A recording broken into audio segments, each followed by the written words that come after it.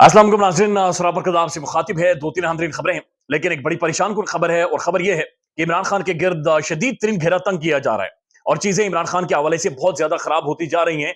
बल्कि अब यूं समझ लीजिए, ऐसा महसूस होता है कि किसी को बहुत ज्यादा जल्दी है, अफरा तफरी है, कोई बहुत उजलत में है।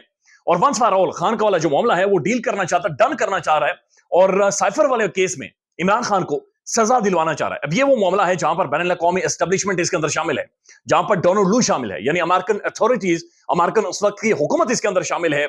और फिर ये वो वाला मामला है कि जहां पर इमरान खान को सजाए मौत खुदा न खास्ता खान को हो सकती है। आज इमरान खान साहब को और जज साहब का मुकालमा बहुत ज्यादा तल्ख हुआ, बहुत ज्यादा तलखी हुई। और बल्कि एक जगह पर जज साहब ने यह भी इमरान खान साहब को कहा कि खान साहब खामोश हो जाए, आपका लहजा मुनासिब नहीं, आप ठीक तरीके से बातचीत नहीं कर ले। तो इमरान खान साहब ने कहा जनाब बढ़ गया था सब कुछ, मेरी बात कान खोल कर सुने, ये मामला जिस तरह से चलाए जा रहे हैं ये मामला ठीक नहीं है। वो क्या मुकालमा हुआ इमरान खान का वो बताते हैं। साइफर में आज हुआ क्या है, मीडिया में क्या खबर चली है, और इमरान खान के वकला भी हैरान रह गए। यानी वकला जो खान साहब के साथ अंदर अलिया जेल के पास मौजूद थे, जब बाहर आए तो वो हैरान रह गए कि मीडिया में क्या रिपोर्ट हो रहा है। तो मीडिया में ये कौन था जो खबरें फीड करवा रहा था और मीडिया से बकायदा से खबरें चलवा रहा था, जबकि इमरान खान साहब के वकला जो अंदर समात के अंदर मौजूद थे वो भी उन खबरों से बेखबर थे। वो भी आपको बताते हैं। लाहौर जो बार एसोसिएशन है वो खड़ी हो गई है, उन्होंने जनाब बड़ी तकरीरें की हैं, शानदार किस्म की तकरीरें की हैं, खुलकर तकरीरें की हैं। काजी फाइज ईसा साहब को उन्होंने बिल्कुल लथेड़ कर रखा है, और उन्होंने ये ऐलान किया कि काला कोट सड़कों के ऊपर आएगा, और जो भी सिविलियंस के हवाले से सिविलियंस को मिलिट्री कोर्ट के हवाले कर रहा है उनके खिलाफ हम खड़े हो जाएंगे, और ये चीजें इस तरह से नहीं चलेंगी। वो भी आपके सामने रख देते हैं। लेकिन उससे पहले ये खबर जिसका ताल्लुक मुझसे है, जिसका ताल्लुक आपसे है, जिसका ताल्लुक पाकिस्तान के तकरीबन 80% लोगों के साथ है, उन लोगों के साथ जो मुतवासित घरानों से ताल्लुक रखते हैं, जिनका शुमार उन लोगों में होता है कि जो अपने वालिदैन का इलाज नहीं करवा सकते, और बहुत सारों के हम सब के वालिदैन, हम सब के बड़े बुजुर्ग इलाज ना होने की वजह से दुनिया से रुखसत हो जाते हैं, दुनिया से चले जाते हैं।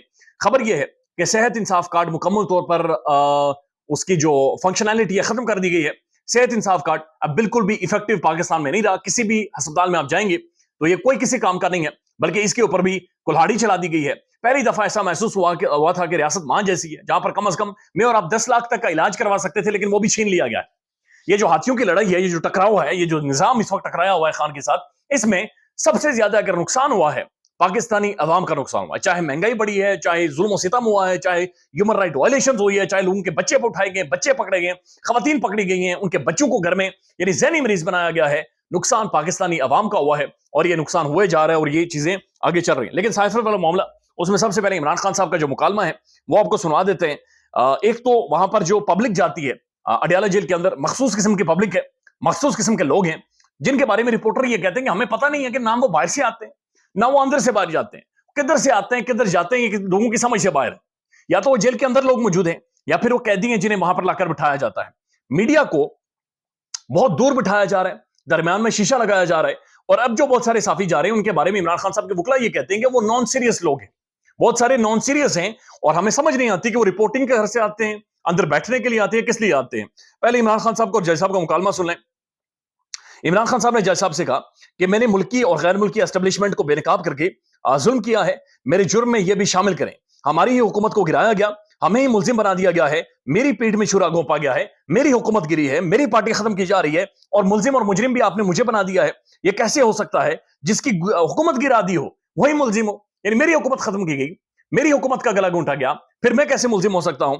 इस पर जज साहब बोले आप ऐसा ना करें, गलत बात ना करें, यह अदालत है, आपका लहजा मुनासिब नहीं है। इमरान खान के बार बार बोलने पर अदालत ने उन्हें खामोश करवा दिया और कहा कि इमरान खान साहब आप नीचे बैठे।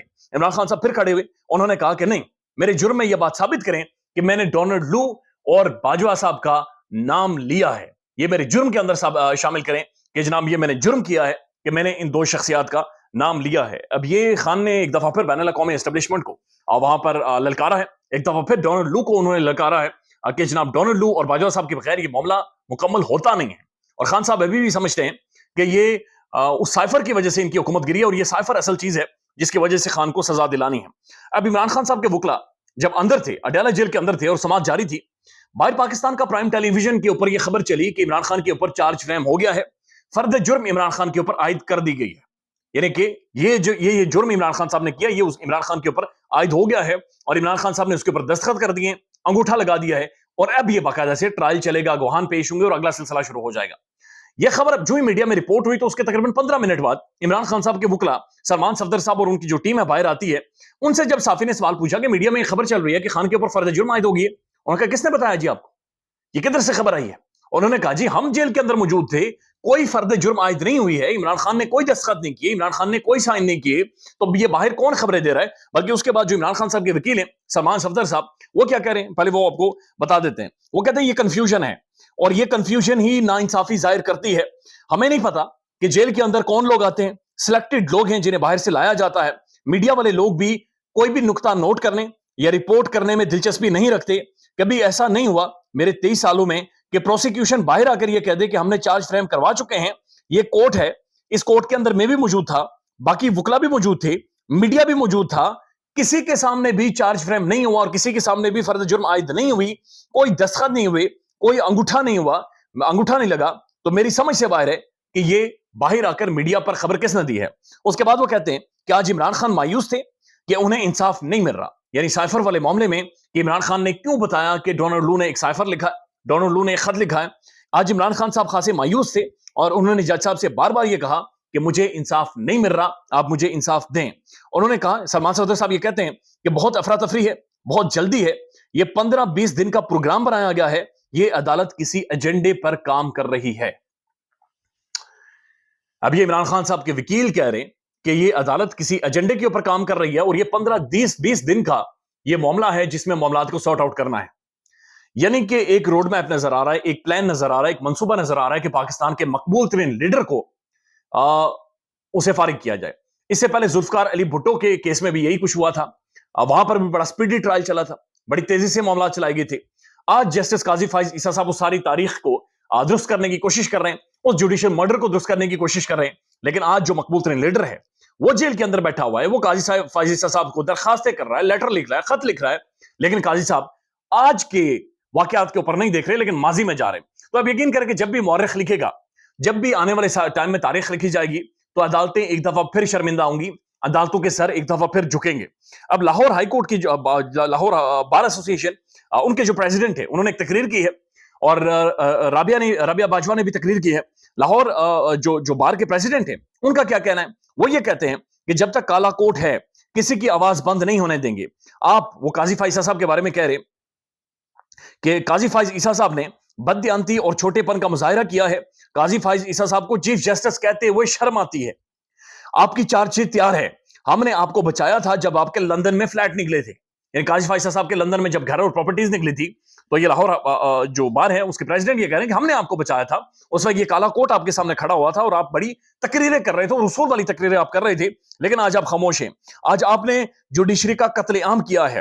آج آپ کو ہوش کے ناخن لینے پڑیں گے. آپ نے بندیال کی پیٹ میں چھرا گونپا ہے اور یہی کام آپ کے ساتھ بھی ہوگا. آپ کس منہ سے بھٹو کا کیس سن رہے ہیں؟ بھٹو کریکٹر میں, کردار میں, ضمیر میں ایک اعلیٰ شخص تھا. آپ کا کردار اس قابل نہیں رہا کہ آپ بھٹو کا کیس سن سکیں. اس کے بعد وہ کہتے ہیں کہ آج آپ ایک ٹول بن چکے ہیں اور آج آپ ٹول کی طور پر استعمال ہوتے ہیں. آپ نے کیوں ملٹری کورٹس کے حوالے سے ایک ایسا بینچ بنایا جس کے اوپر اعتراضات ہیں, جس کے بارے میں جسٹس اعجاز الاحسن نے باقاعدہ سے نوٹ لکھوائے ہوئے ہیں. اور یہ بھی خبریں آ رہی ہیں کہ لاہور جو بار ہے, لاہور کے جو وکلا ہیں وہ لاہور بار کے, ان کا یہ فیصلہ ہے کہ وہ سڑکوں کے اوپر آئیں گے, پروٹیسٹ کریں گے, احتجاج کریں گے اور وہ چیزوں کو اس طرح سے نہیں چھوڑیں گے بلکہ آگے لے کر جائیں گے. تو یہ معاملہ بہت سیریس ہو گیا ہے اور یہ بڑا سنجیدہ سائفر والا معاملہ ہوتا جا رہا ہے کہ یہ عمران خان کے ساتھ کیا کیا جا رہا ہے. ایک اور آرگومنٹ ہے جو پاکستان کے اندر کیا جا رہا ہے کہ جو پاکستان کی سپریم کورٹ ہے ان کے 6 رکنی بینچ تھا, لیکن 5 ججز نے یہ کہا کہ سیویلینز کا ملٹری ٹرائل ہونا چاہیے. لیکن اسی سپریم کورٹ کے آج سے تقریباً 1.5 مہینہ پہلے 5 رکنی بینچ نے کہا تھا کہ سیویلینز کا ملٹری کورٹ میں ٹرائل نہیں ہونا چاہیے. لہٰذا یہ 5-5 ہو گیا ہے, یہ ہو گیا ٹائی, یہ معاملہ ہو گیا ہے ٹائی. یہ اب کس طرح سے ان کا ٹائی ختم ہو گیا, یہ کس طرح سے ڈیسائیڈ ہوگا, یہ اپنی جگہ پر موجود ہے. ساتھ ساتھ لوگ یہ بھی سوالات کر رہے ہیں, صافی سوال کر رہے ہیں, لیگل مائنڈ یہ سوال کر رہے ہیں کہ جب سپریم کورٹ نے یہ فیصلہ دیا تھا کہ سیویلینز کا ملٹری کورٹ ٹرائل نہیں ہو سکتا اور اس کے بعد یہ جو آج فیصلہ آیا ہے, اس درمیان تقریباً 51 دن تھے, تقریباً 1.5 ماہ تھا. تو اس 1.5 ماہ میں سیویلینز جو 103 ہیں وہ کدھر تھے, کس کی کسٹڈی میں تھے, کس کے پاس تھے, کیا انہیں سیویلین اتھارٹیز کے حوالے کیا گیا یا نہیں کیا گیا, یہ وہ سوال ہے جس کا جواب کوئی نہیں ہے. خیال رکھیے گا اپنا. اللہ حافظ.